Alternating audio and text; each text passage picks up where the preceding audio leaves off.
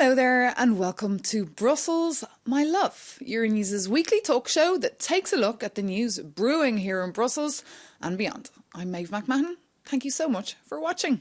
Coming up this week, the EU's new bill to end corporate abuses and human rights violations has hit a roadblock. With so much at stake for business, we're asking if the so-called Corporate Sustainability Due Diligence Directive that was tabled in early 2022 will ever see the light of day. And the EU Platform Workers Directive is back up for discussion. A deal was reached before Christmas after months of talks, but then unravelled, and negotiators had to go back to the drawing board. We're asking what's left of this law and why it was so hard to reclassify workers as employees. A warm welcome to our panel this week. Michiel Hoogheven, Dutch MEP from the European Conservatives and Reformists. Isabel Schumann, Deputy Secretary-General of the European Trade Union Confederation. And Martin Porter, the Executive Chair of the Cambridge Institute for Sustainability Leadership for Europe. Welcome. Lovely to see you all. Thank you so much for dropping by. Before we hear your insights, though, let's just tell our viewers about this latest battle between Brussels and EU capitals.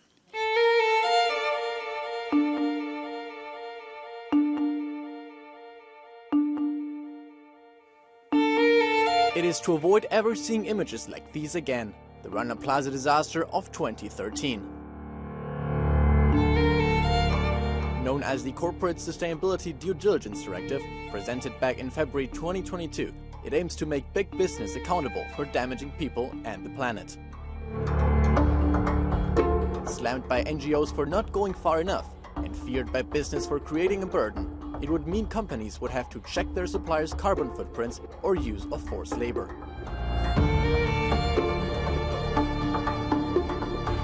With a number of capitals calling for less bureaucracy from Brussels and the future of the bill on the line, we ask how Europe can make money consciously whilst remaining competitive on the global market. That is the dilemma, of course. Martin Porter, I'll look at you first to get your thoughts on this proposal. What's on the table?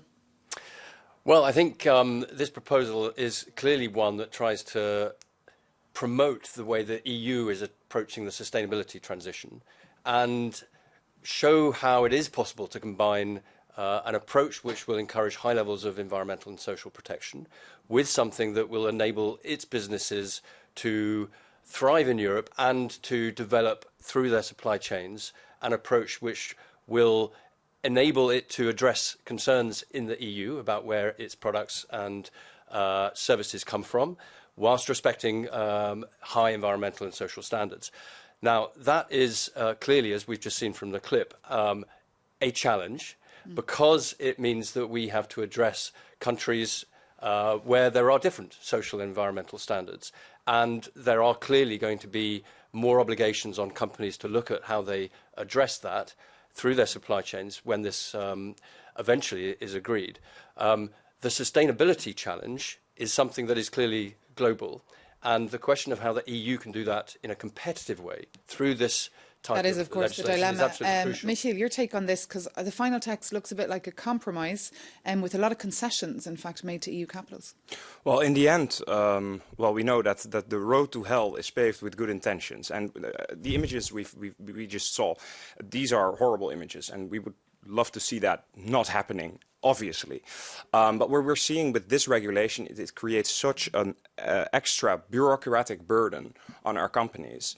It doesn't only make companies liable for their own suppliers, but also the suppliers of suppliers, which basically also affects, which were initially excluded from this directive, family businesses, small businesses, micro businesses. So it creates a lot of bureaucratic burden. So we're very worried with this directive.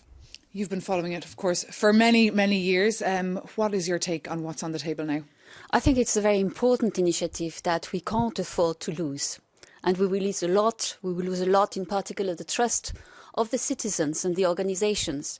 I would like to recall that 100,000 replied to the Commission consultations on that initiative was to have and adopt a directive.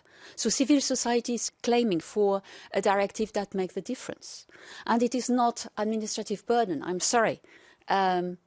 Human rights are not administrative burdens. Workers are not commodities, and I think businesses have to respect.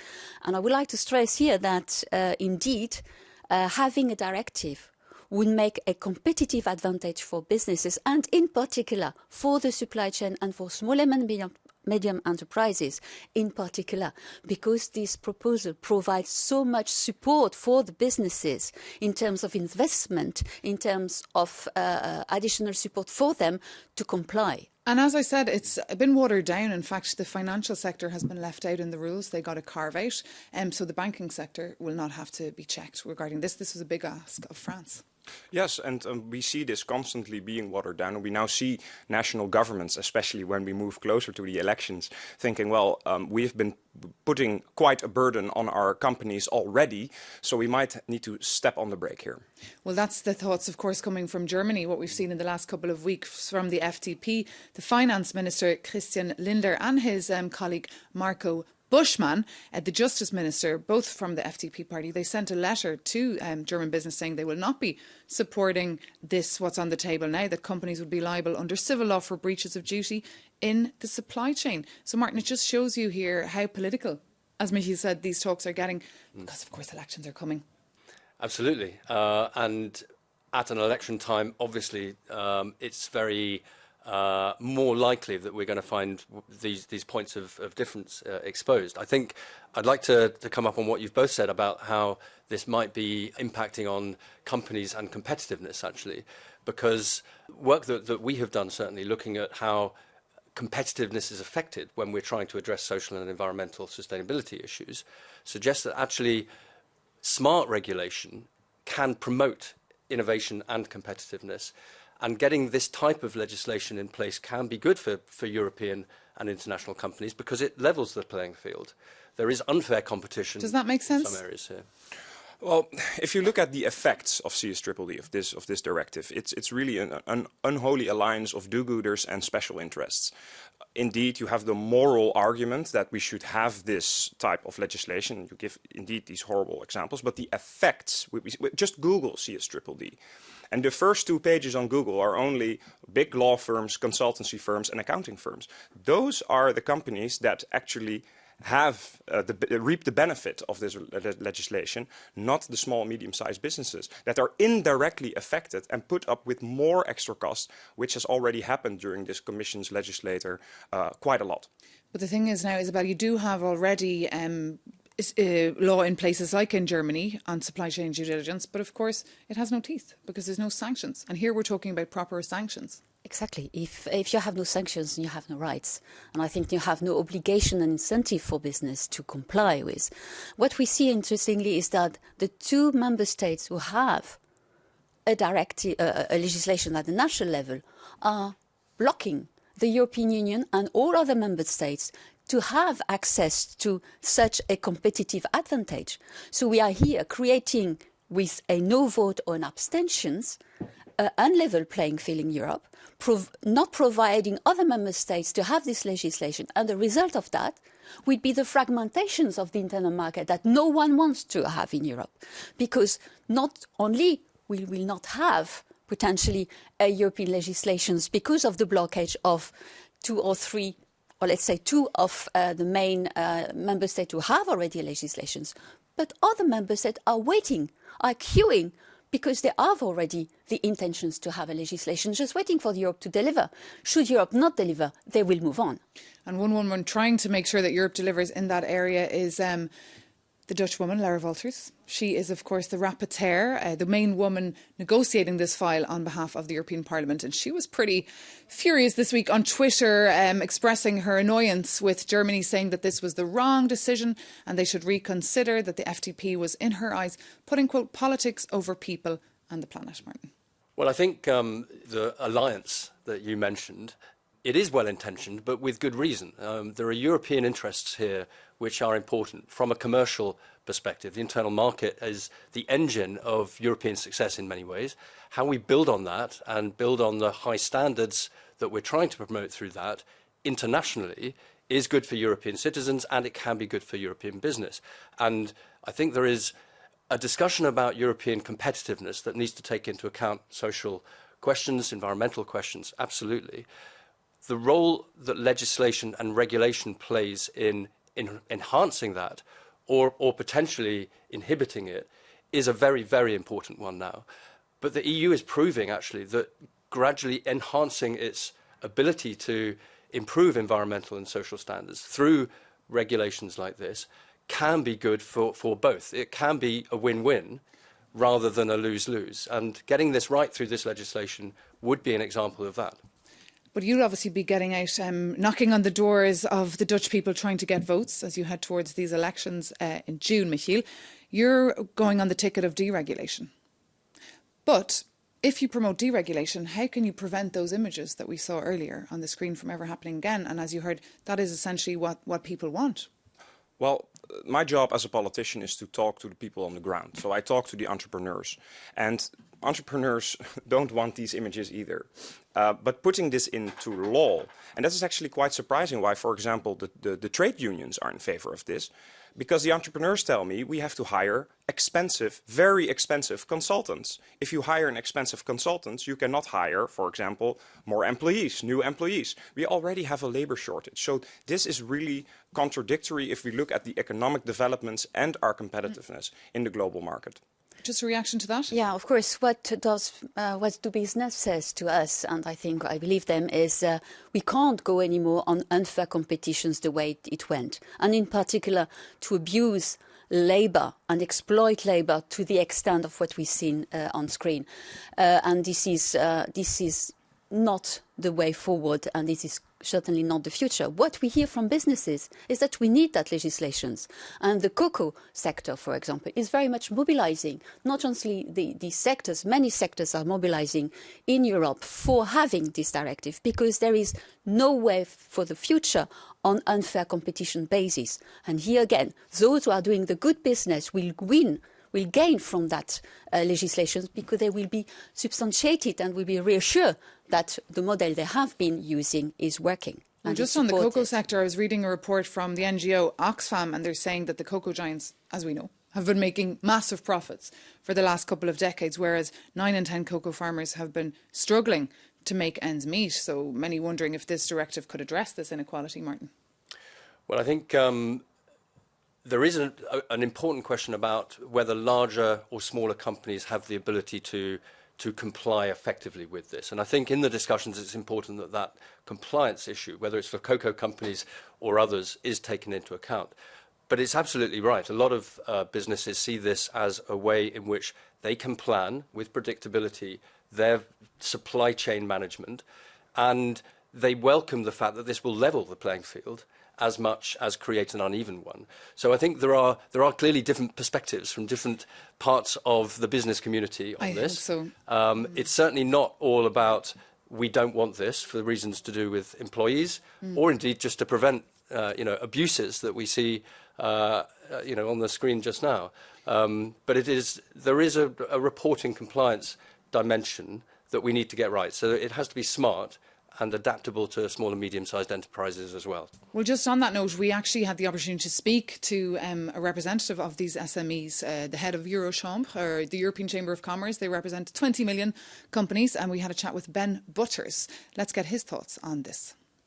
Many businesses are involved in complex supply chains, and of course these businesses are aware of their responsibilities, both environmental and in terms of human rights. What we would like to see is that businesses in Europe are treated in the same way as businesses in other economies. So we believe that the approach should be in line with international guidelines from the OECD and the United Nations. We would really stress is the cumulative burden of this directive alongside many other related directives that are already in place, which we're concerned are too much for many businesses, particularly smaller businesses, to bear. So Ben Butters there speaking. I saw you were reacting to that. Yeah, of course, because it is exactly what the directive does, is to make those international guidelines, OECD guidelines, available to all, and to bring them to a level of a legally binding nature, so that everyone has to comply and everyone can do good business on those regulations that for the moment are just available but on a voluntary basis. But what would be your message to people like Ben Butters who have those genuine concerns? that this directive will solve his concerns clearly here. But if he's thinking he mightn't even make ends meet, or they might be out of business. I mean, we're talking about the small companies here. Again, here, the directive will provide so much support, incentive for businesses to join, to help them to be able to look into the supply chain and make sure that they get the necessary support to report. And here again, the reporting is not something new. The CSRD, the reporting directive, is already on board. Yeah, that was agreed back in 2014. Yeah, and this, if I may say, this reporting is not a problem when you want to have access to money, to public fund, because it's about reporting to investors. So business have no problem to report to investors because they know they will get the money, and they should have problem to report on sustainability dimensions. Where is the coherence? And what are you seeing on the ground with your research of the struggles or the challenges now for companies to get there?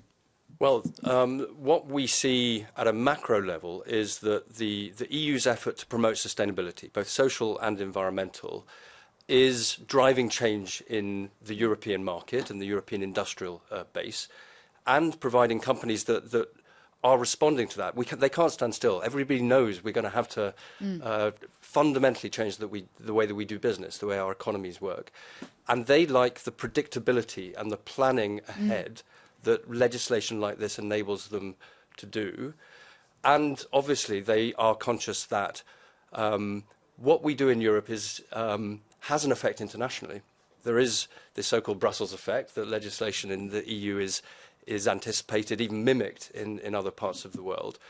And they have the opportunity, if they get it right, implementing this type of legislation in the EU, to apply that internationally and to exceed those expectations elsewhere and to make good business elsewhere as a result. So they want to change. They're innovative. European companies are innovative from what we can see. But this won't be your pitch to your voters, will it? Well, what we hear today is that there's this belief that we as Europe can change the world via structures of global governance, while at the same time we see that we are losing our competitiveness. Just now, today, there was a survey that came out in the Netherlands that 1 in 5 of the entrepreneurs in the Netherlands says we either want to quit or we want to move our business because of the burden of regulation, either coming from The Hague, but mostly coming from Brussels. So we should be very careful in saying things like, well, we need to change the way we have our economy or we conduct business, because many of the entrepreneurs that I speak just want to do business, want to do what they're good at, not doing reporting or hiring consultants to adhere to these very complicated And the Belgian measures. Prime Minister, he was calling for a regulatory pause. Emmanuel Macron, the French President, the Germans as well. Isabella? We have evidence coming from the Hans Böckler Foundation in Germany that not only the German legislations on due diligence works well for businesses, but that the European legislations will have an even better impact on businesses. So here we have evidence from the side that workers and trade unions and civil society that indeed those evidence shows that the way forward is of course to have a directive so that those positive impact also are available to all in Europe.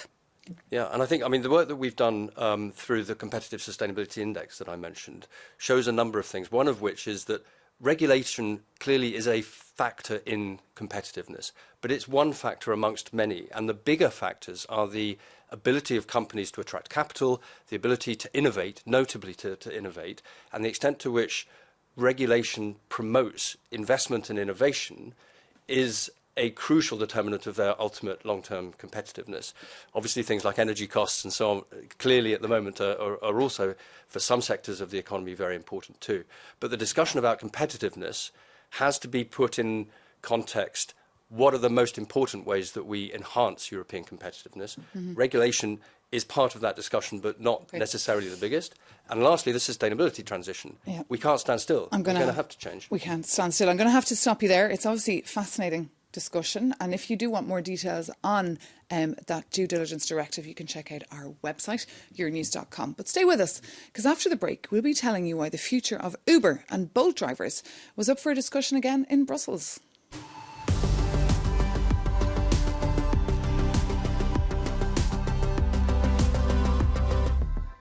Welcome back to Brussels, my love. Now, one story that has struck us is this ongoing tug-of-war over the EU Platform Workers Directive that aspires to give more rights to gig workers across the continent. Now, a deal was actually struck back in December. You're probably aware because we covered it here.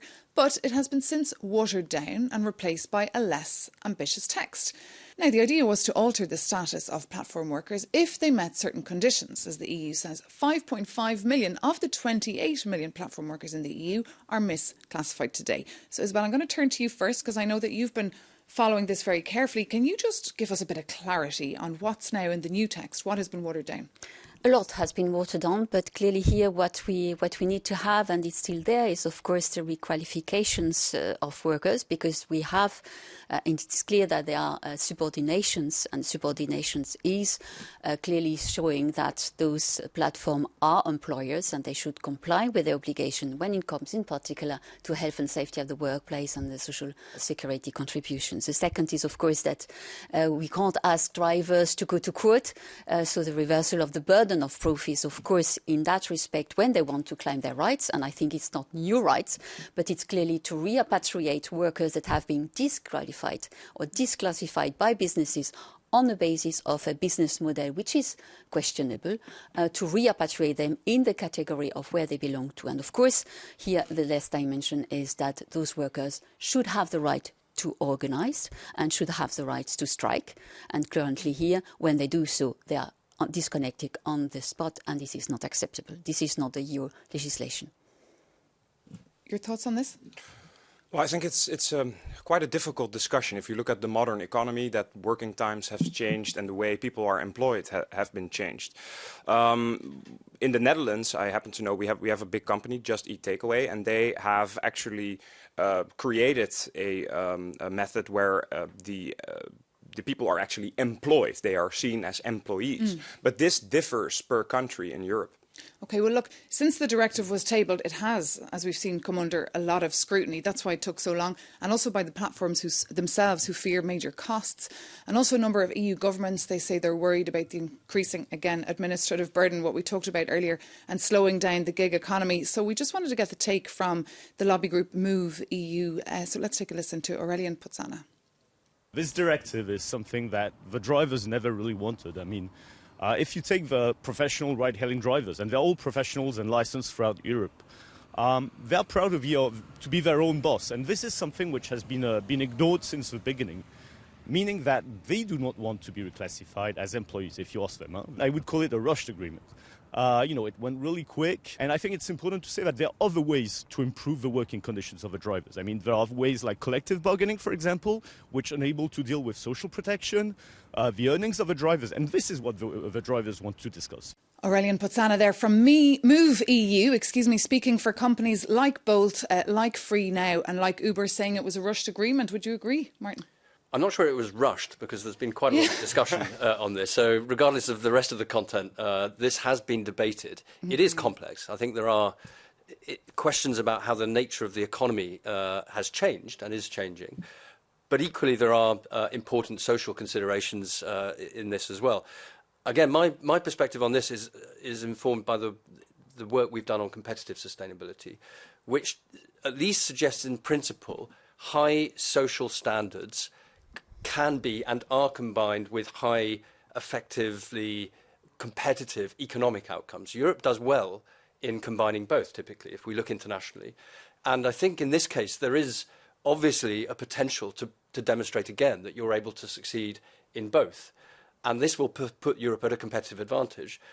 But another component of this is the extent to which workers are able to contribute in ways which respect let's say, the needs that they have and of society more broadly. That balance, the EU has done a good job at promoting generally, and hopefully this will be another example of it in this case. And just briefly, would you have agreed with what you heard there? Of course not. We've been spending more than 800 days to work on that, so it's no rush at all. And I think here again... But on the idea that the workers do not want a contract? Of course not. You can't say that the workers do not want that, in particular because they are exposed to situations, working conditions that are not the one where you can fix your wages, you can fix the way you want to work. You have imposed certain conditions, certain rights, the price of the rights, when you will write, and here the material you will use. So you have to buy your bike, you have to buy your car when you drive Uber. So it's not something that all of those people want to do. And when they have been locked in that trap and they have invested, then at the end of the day, Uber will say, we reduce the price of your ride and you can't pay back your rent. If you live in a city like Brussels, on a daily basis, we see delivery cyclists or scooters. They're whizzing around the city regardless of the weather. So we actually wanted to ask how locals who live here in Brussels feel about this directive and if they would be happy to pay more for the delivery if the worker got better pay and rights. Take a listen. Definitely. Yeah, for sure. Easy question. Personally, yeah, absolutely. I think it's a bit unfair to, be sitting at home waiting for your food to arrive, but knowing that your Uber driver is actually not socially respected. Yeah, maybe. They work really hard delivering our food, and I think basic rights of labour should be protected. I don't do Uber. I think I would definitely pay a bit more for that, yeah. I know they're underpaid constantly, so yeah, it would be a good reason. Maybe yes, maybe so. Well, because I don't use Uber Eats or Uber Ride for this reason, so yeah. Yeah, I think so. I think I'd be willing to pay marginally more. I wouldn't be able to put a price on it, but certainly it's something I think about. And what about you, Michiel? Would you pay more? Well, obviously the interview is conducted in more of the cosmopolitan Brussels side, so obviously people are willing to pay more. But I do agree it's But it's also worth pointing out in cities like Brussels we use probably Uber more. Yes, and I do agree that it's very much of a balancing act.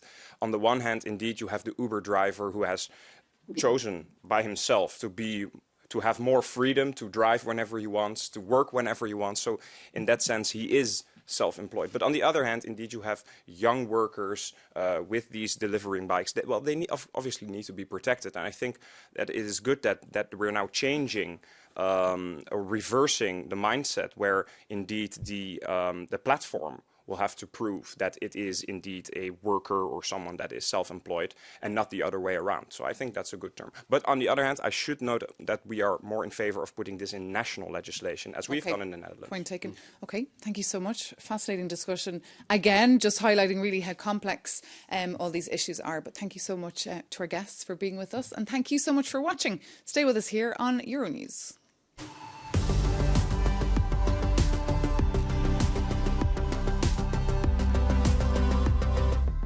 Welcome back to Brussels, my love. I'm Maeve McMahon, and along with Martin Porter, Isabel Schumann and Michiel Hoogheven, we're just taking a look back at the news of the week. And one item we wanted to bring up now relates to the EU's new directive to set a minimum wage. A deal was sealed back in October 2022, so the law will come into force on the 15th of November this year. In brief, it aims to promote collective bargaining, ensure workers' access to minimum wage and achieve adequate statutory minimum wage. So I'm going to have to start, I think, again with our trade unionists around the table, because you can obviously understand exactly what this will mean. It's a milestone for workers in the European Union. I think it's a very important instrument against social dumping. And I think the dimension is, of course, to set statutory wages, but the other one is, of course, to have 80% of collective coverage of collective bargaining, which is the other part of it. So it lets the possibility for legislations, but also for collective agreements by trade unions and business organizations to set higher wages. Well, if we look at the countries who don't have legal minimum wages in Europe, that's Denmark, Sweden, Finland, these are not necessarily low-income countries. So that already proves that you don't necessarily need a minimum wage. And when talking about minimum wage, raising the minimum wage, we should be very careful here. If we look at the trajectory of where the minimum wage is going, wages are growing with 3% now. Inflation is not yet under control in the Eurozone. So what we do when wages are increased, you get into this wage spiral, this wage inflation spiral, where inflation will go up, costs for businesses will go up, and in the end, costs for business or citizens will also go up. Well, we can actually take a look at how it stands across Europe regarding minimum wage from country to country. We can take a look at the picture there. In Luxembourg, for example, they do have a minimum wage. It's set at €2,571. Ireland comes in second at €2,146. Then the Netherlands. Spain in the middle there with €1,323. And on the bottom then Hungary and Romania, €663. Martin, is that an accurate reflection of how unequal Europe is today? If you take purchasing power parity into account, then the differences will be smaller. There are differences, and that's a natural function of quite a diverse set of countries, different markets, and so on. The question, I think, is, and almost going back since recently we lost Jacques Delors, the social dimension of the European Union's activities and the single market do mean that we have to be careful that there isn't social dumping.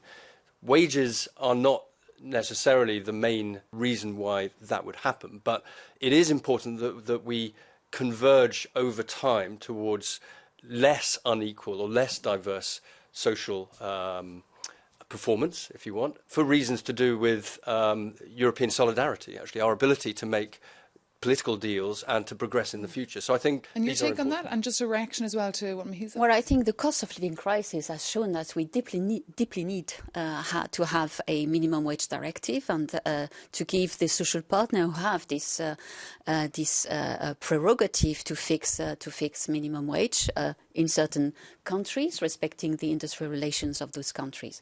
So I think we have here a very important instrument, and clearly here it's not the wages that are increasing the inflations, and I would question the very high super profit of businesses during the crisis, which indeed here might be the reasons why we have so much inflation in Europe and in the world. When I speak to my colleagues from Sweden, they are very much against this, because it will put another pressure on their businesses. While indeed in Sweden they have somewhat of thriving economy, they have economic growth, and they have good wages. So they are really saying, why is Brussels putting this on us?